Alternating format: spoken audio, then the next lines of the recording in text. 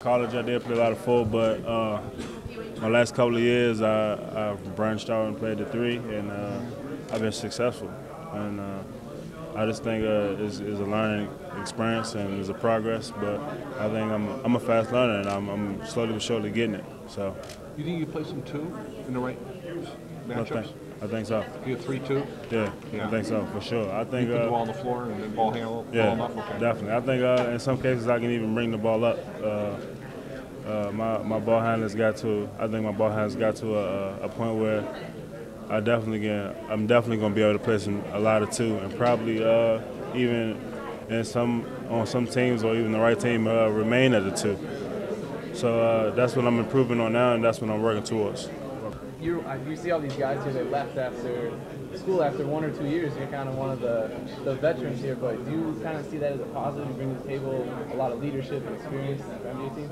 Definitely. I think a lot of guys now, they getting drafted off with potential, and that's great. And they probably didn't have to really be a leader on their team, but being in college for 4 years, you earn that respect of being the leader. And you take on a challenge of, and you mature as a player and as a person.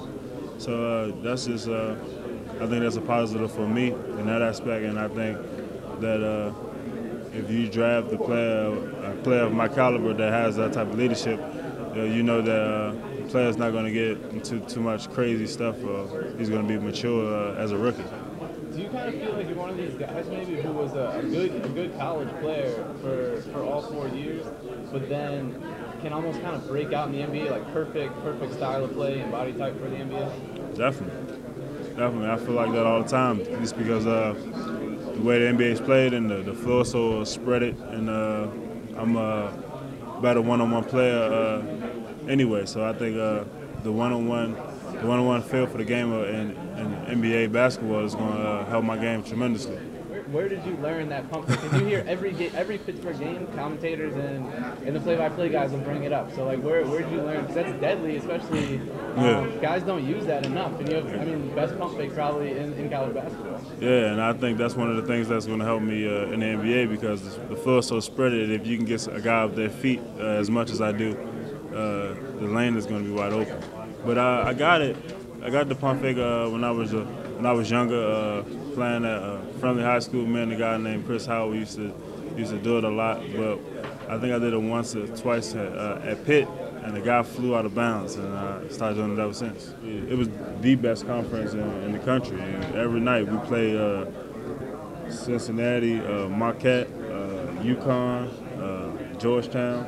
So it definitely helps out in the situation that the teams and coaches know that you got to be a tough-minded player to play in the Big East.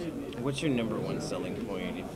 What would you tell a team? This is what I bring to the table if you draft me. Toughness. I'm gonna bring athletic ability and toughness.